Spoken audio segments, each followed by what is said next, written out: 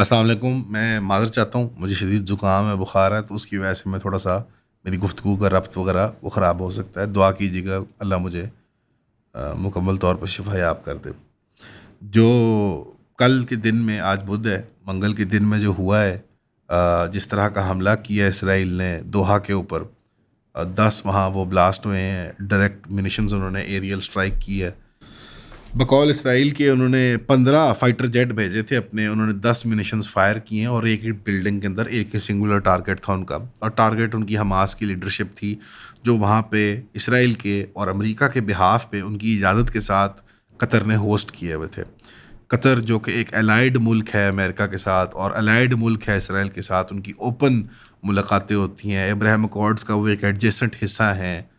इसके बावजूद कि उन्होंने फीफा वर्ल्ड कप वहाँ होस्ट किया है, और वो सारे शाइनिंग ख्वाब जो लिबरल डेमोक्रेसी के और वर्ल्ड ऑर्डर के, कि तुम ट्रेड करो, तुम सैटेलाइट बनो, तुम ट्रेड करो, जो हमें ख्वाब दिखाए जाते हैं दुबई, अबू धाबी, कतर, दोहा, रियाद, जद्दा के बारे में, वो सब ख्वाब पूरे करने के बावजूद, फीफा वर्ल्ड कप होस्ट करने के बावजूद, जो एक नवाजिशों में से एक नवाजिश है वर्ल्ड ऑर्डर की, दोहा महफूज नहीं है। तालिबान किसकी मर्जी से वहाँ बैठे हुए थे? अमेरिका और इसराइल, अमेरिका की मर्जी से। हमास किसकी इजाज़त और मर्जी के साथ बैठा हुआ है वहाँ पे? नेगोशिएटिंग टेबल है ना वहाँ पे, थर्ड कंट्री डिसाइड होती है। स्विट्ज़रलैंड है मिसाल तौर पे, वर्ल्ड वॉर 2 की वहाँ कितनी ज़्यादा नेगोशिएशंस हुई हैं। स्विट्ज़रलैंड को फिर महफूज रखना होता है आपने। अगर कतर या सऊदी या कोई और मुल्क, गल्फ़ कंट्रीज़ जो हैं वो एग्जेम्प्ट थी मुसलमानों के कॉकरोच नुमा, हम तो कॉकरोच हैं ना, हम तो कुत्ते बिल्ली हैं इनके। गल्फ़ ममालिक हमें बताया जाता था कि एग्जेम्प्ट है, एक पॉलिटिकल डिलूजन हमें बेचा जाता था, गल्फ़ ममालिक असल हैं, उनकी रियल फॉरेन पॉलिसी है, वो रियल इंडिपेंडेंट कंट्रीज़ हैं। कहाँ गई वो इंडिपेंडेंस? हकीकत ये है कि 100 साल से हम शिकस्त खुर्दा हैं, जब से वर्ल्ड वॉर 1 के बाद ऑटोमन एम्पायर को कोलैप्स किया गया, और यहाँ पे जिन मुल्कों की ना पॉलिटिकल ना जोग्राफियाई हकीकत है, सैटेलाइट्स ऑफ अ सैटेलाइट हैं ये। बहरीन सैटेलाइट है, सऊदी अरेबिया की सऊदी अरेबिया सैटेलाइट है, अमेरिका की, मतलब they have no independent foreign policy, they have no independent domestic policies. छोटी मोटी अपनी वो कोई करते होंगे कि सड़क यहाँ से बना दो, सड़क वहाँ से बना दो। सो वो डिल्यूजन जो हमें बेचता जाता था इन मुल्क ममालिक के बारे में, जिनके पीछे चल चल के हम अपनी फॉरेन पॉलिसी बनाया करते थे, 7 अक्टूबर के बाद वो एक्सपोज हो गई। मेरी जाती राय है, इराक कुवैत वॉर के बाद वो एक्सपोज हो गई थी। मैं तो वो तब से कहता हूँ कि वर्ल्ड वॉर 3 का आगाज़ हो चुका हुआ है, जब इराक और कुवैत की लड़ाई हुई और ऑपरेशन डेजर्ट स्टॉर्म 1 हुआ, जब अमेरिका ने अपनी मंशा वाजे कर दी। जो इस वक्त पोल पोजीशन एम्पायर है, उसने वाजे कर दिया कि इसराइल की खातिर मैं कुछ भी कर दूंगा खत्ते के अंदर। और पिछले 50-60 साल से हम वही फॉरेन पॉलिसी देख रहे हैं।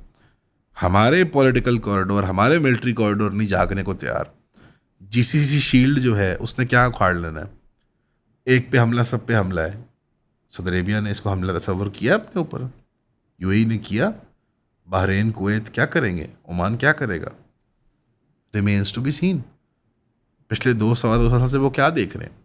सीरिया में जो खिलवाड़ हुआ, इराक में जो खिलवाड़ हुआ, लिबिया में जो खिलवाड़ हुआ, क्या क्या क्या क्या क्या उखाड़ लिया हमने, मुसलमानों के मुल्कों ने हमने क्या कर लिया? कुछ भी नहीं किया। ख़ास तौर पे जीसीसी ममालिक, उनकी सियासी हकीकत नहीं है। ये वाजे हो चुका हुआ है कि वो सब मोरे हैं, जैसे अमेरिकन और इसराइली फॉरेन पॉलिसी के। वहाँ उनकी मर्जी और मंशा चलती है। आप खुद देख लें, जहाज़ उड़े इसराइल से, रिफ्यूलिंग उनकी होती है कतरी एयर स्पेस के अंदर।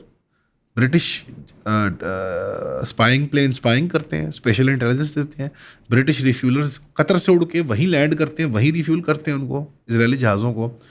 अल उबैद एयरबेस के होने के बावजूद अमेरिकन जो है वो 10 मिनट पहले इतला करते हैं कतरियों को कि ये हमला आ रहा है, और कतर के जिजिए और हरजाने भरने के बावजूद, खराज पे भरने के बावजूद, 400 पता नहीं कितने मिलियन डॉलर का जहाज़ और कितने ट्रिलियन डॉलर खराज देने के बावजूद ट्रंप उनको महफूज ना कर पाया।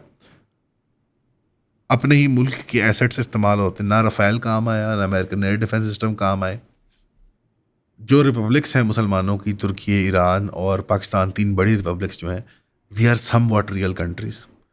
इसके बावजूद कि तेहरान पे, अनकरा पे, इस्लामाबाद पिंडी पे प्रेशर आता है, हम फिर भी रियल मुल्क हैं, या कोई सिविल पॉलिटिक्स है, या कोई डिफेंस है, कोई नेशनल बजट्स हैं, कोई फॉरेन पॉलिसी है, कोई डोमेस्टिक पॉलिसी है।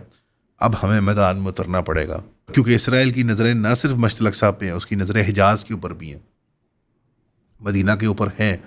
अब आप कोई दो राय, शक, बहस नहीं है, there is no 2 state solution, there is only 1 state solution, और वो इसराइल है उनके जहन में। वो डे 1 से क्लियर है, वो पिछले 1.5 पौने 2 साल से क्लियर है। और इकबाल हमें ये क्लियर करके चला गया, फिरंग की रगे जान पंजाए यहूद में है। यार इससे ज़्यादा वाज़ेह 100 साल पहले बाबा बता गया तुम्हें यार। कोई भी सीरियस कमेंटेटर सियासत का आपको बता जाएगा कि किस किस्म की कंट्रोल है ज़ायोनिस्ट लॉबी की यूरोपियन और अमेरिकन फॉरेन पॉलिसी में। फ्रांस, स्पेन, पोर्चुगल उछलने की कोशिश करते हैं, क्या होता है इनके साथ? फ्रांस की गवर्नमेंट कोलैप्स कर रही है इस वक्त। हम कहेंगे ये पैलेस्टाइन भी एक स्टेट है, ठा करके मारा है। इंग्लैंड पुराना मोरा है, अमेरिका नया मोरा है, गल्फ उनके नए मोरे हैं। It's over man. जिस रूस और चीन का नाम लेती है, रूस और चीन के इतने तकड़े सफारती ताल्लुकात हैं इसराइल के साथ कि मैं बता नहीं सकता आपको। आप लोगों की सपोर्ट की वजह से आज हम यहाँ पे हैं। आप लोगों की सपोर्ट की वजह से हम ये कंटेंट बनाते रहते हैं।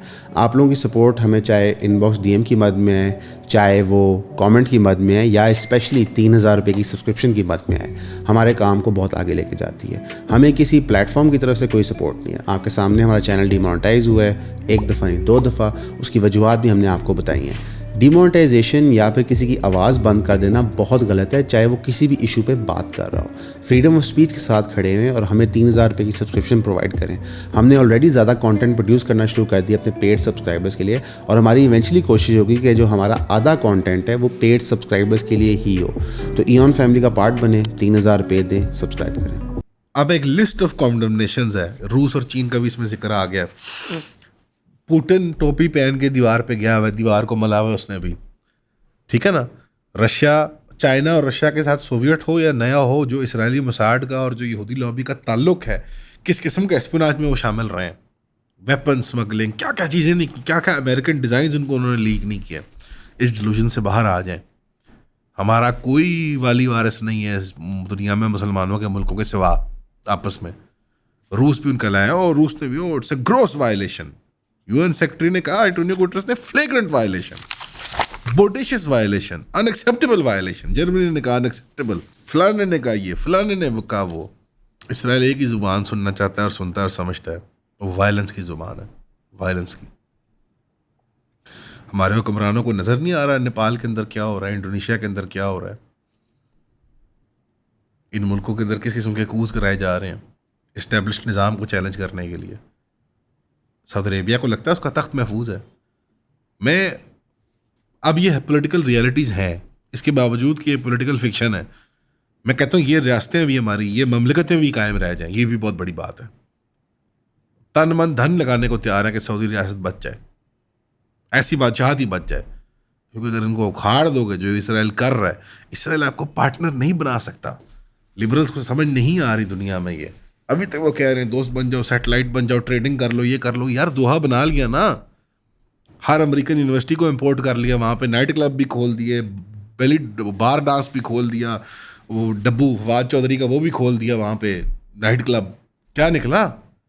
दुबई बना दिया, अबू धाबी बना दिया, कुछ नहीं निकला भाई।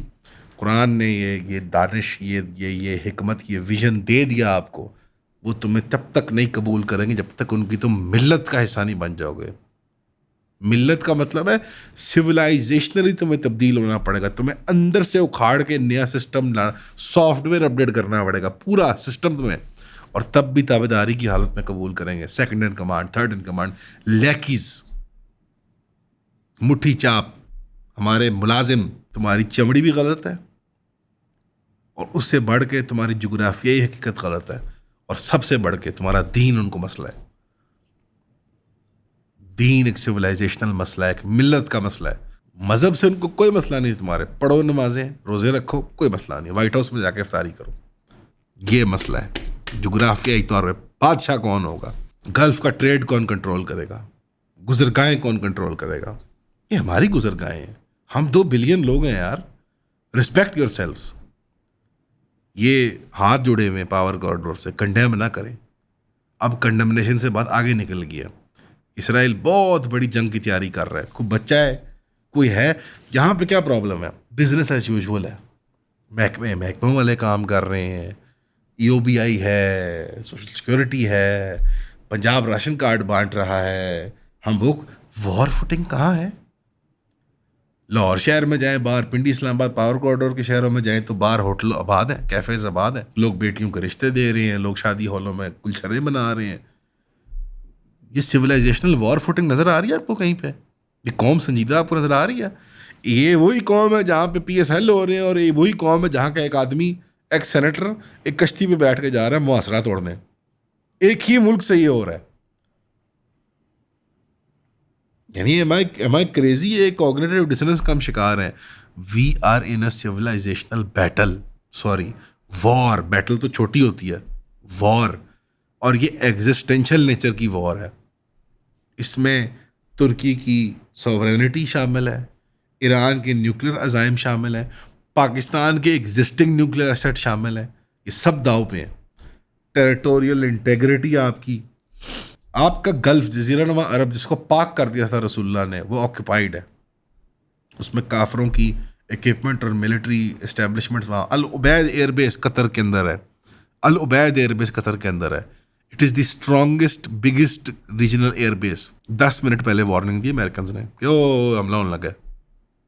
एयर रिफ्यूलिंग और एयर रिकॉनेसेंस दी है ब्रिटिश ने। कहा क्या फ़ायदा हुआ एयरफोर्स का? कतर की जो सारी अमेरिकन एयरफोर्स, अल्लाह का फजल है कि हमने अपनी को लेवरेजिंग करके चाइना से भी वो कर लिया। लेकिन चाइना भी मुसलमानों का दोस्त नहीं है, पाकिस्तान की रीजनल मजबूरी है। हमारे दोस्त हम खुद ही हैं। अगर हम अपनी दुश्मनी जो हमने अपनी मोली हुई, अगर हम वो छोड़ दें, हम तो अब सबसे बड़े दुश्मन अपने खुद हैं। मसला ही है। कोई दुबई, कोई अबू धाबी नहीं महफूज, कोई जद्दा रियाद नहीं महफूज। दोहा को आपने देख लिया। कोई ट्रेड एग्रीमेंट, कोई जजिया, हरजाना, खराज, जो $400 मिलियन का जहाज दिया, $1 ट्रिलियन के वादे किए, ट्रंप नहीं महफूज कर सकता आपको। अपने बलबूते अपने हाथ पे करना पड़ेगा। और वॉर फुटिंग के अंदर टॉप से चलता है, ट्रिकल डाउन इफेक्ट होता है। कोई पिंडी की या इस्लामाबाद के सिविल क्लास देख लें, मिलिट्री ब्यूरोक्रेसी की क्लास देख लें, कोई नज़र आया किसी के माथा ट्रस से मस हुआ किसी का 2 सालों में? वॉर फुटिंग है ना यहाँ पे। तो 2.25 साल कोई कल्चर नहीं चेंज किया, कोई फिक्र नहीं चेंज की, कोई इमरजेंसी नहीं डिक्लेयर हुई पाकिस्तान के अंदर, ना तुर्की के अंदर, ना ईरान के अंदर। ईरान चलो फिर जब जंग के मैदान में आ गए तो उसको लड़ना पड़ा, लेकिन अब भी उसकी वो अरगाची साहब जो है IAEA के साथ एग्रीमेंट कर रही है। वही IAEA है जिसने स्पाई किया आपके ऊपर, जिसने इंटेलिजेंस प्रोवाइड की, इसकी बुनियाद के ऊपर आप पे हमले हुए हैं। क्या मजबूरियाँ हैं हमारी, हमारी लीडरशिप क्लास की क्या ऐसी मजबूरियाँ हैं? मैं कहता हूँ आपके ताज तख्त कायम रहे, सऊदी अरेबिया भी कायम रहे, ममलिकत रहे, कतर भी रहे। फंक्शन तो करें, इंडिपेंडेंट पॉलिसी तो मेंटेन कर पाएँ। नेटो नुमा एक डिफेंस अलायंस बनानी पड़ेगी और वॉर फुटिंग के ऊपर बनानी पड़ेगी। कुछ छुप के होते हैं काम, कुछ डिक्लेयर होके करते हैं काम। अब इस सब के अंदर कवि कौन साबित हुआ? पाकिस्तान। पाकिस्तान इसको ठुड्डे मारते हैं गल्फ के अंदर मजदूरी के लिए। तुर्की है, जैसे कहते हैं ये बाहर से आया हुआ दुश्मन है हमारा, ऑटोमन। ईरान जो कहते हैं फारसी अहले तशीव अज़ाइम है हमारे खिलाफ। ये we are the 3 most independent strongest republics मुसलमानों के अंदर। सम वट फंक्शनल है। खुदा का वास्ता है अपने ओहदे में आ जाए, अपने रोल में आ जाए। दुनिया की इमामत का रोल है। यहाँ पे हम किन चीज़ों के ऊपर लड़ाई कर रहे हैं, किन चीज़ों के ऊपर बहस कर रहे हैं हम। ये बहुत अच्छी बात की साथ ने कि इसराइली थ्रेट को अभी तक हमने नहीं परसीव किया एज अ थ्रेट। हम कहते हैं इसराइली रियासत जो है वो दूर है, वो आपको एग्जिस्टेंशियल दुश्मन मानती है, आपके न्यूक्लियर बम पे नज़र रखती है। वो इंडिया को आपके ऊपर उसने ड्रोन मार दिए यार इंडिया के जरिए। अब वो क्या करे, और आके गालियां दे टीवी पे आके नेतन्याहू कि इजराइल ਤੁਹਾਡੀ ऐसी तैसी। पश्तो बोले, तुर्की को लगता है उसने बफर बना दिए सीरिया के अंदर तो वो बच गया। उसको नहीं पता, वो तो बताएगा दुनिया को तुर्की एक इसराइल के एक ग्रीस होता था, एक आर्मीनिया के लोग होते थे। वो सब कुछ निकालेगा उखाड़ के कि तुर्की के भी टुकड़े में ना बचे। पाशा पाशा करके उसके वो चीथड़े उड़ा देगा अगर उसका बस चले, खुदा न खास्ता। ईरान बराह रास्त लड़ाई कर चुका हुआ है, हाथ रोक रोक के हमला करता। क्यों? आइए एक साथ मैं डील कर लूँ, सर वो अगर ट्रेड नेगोशिएशन खुल जाए। सारी बात है, अकेला कोई नहीं लड़ सकता। मैं ईरान पे सबसे कम तनकीद है, अकेला कोई नहीं लड़ सकता मुकाबला। जो खित्ता है गल्फ वो ठुस ठुस करके ज़मीन में मिला हुआ है। इब्राहिम अकॉर्ड कर लें, ये कर लें, वो कर लें, आप उनके बराबर नहीं हैं। उनकी किताब में आप चौपाहियों की मानद है, जानवरों की मानद है। जिस तरह जानवर से दूध लिया जाता है, उसका गोश्त काट लिया जाता है, उसका जिस्म, उसके चमड़े से खाल बना ली जाती है, आप और मैं, हम सब बराबर हैं उनके लिए। ये यहूदियों के लिए मैं ख़ास कह रहा हूँ, एंड बाय एक्सटेंशन जो एंग्लो सैक्सन पावर्स हैं, ऑस्ट्रेलिया, ये यूके है तो अमेरिका ही सारा। अमेरिकन एम्पायर इस वक्त कनाडा, अमेरिका, वो ग्रीनलैंड, यूके, ये सारा खिता और ऑस्ट्रेलिया, पूरी दुनिया में घेरा उसने अपना तंग किया हुआ है वॉर फुटिंग के साथ। हम अगली 1-2 नस्लें जो है लड़ाई की कैफियत में होंगे मुसलमान।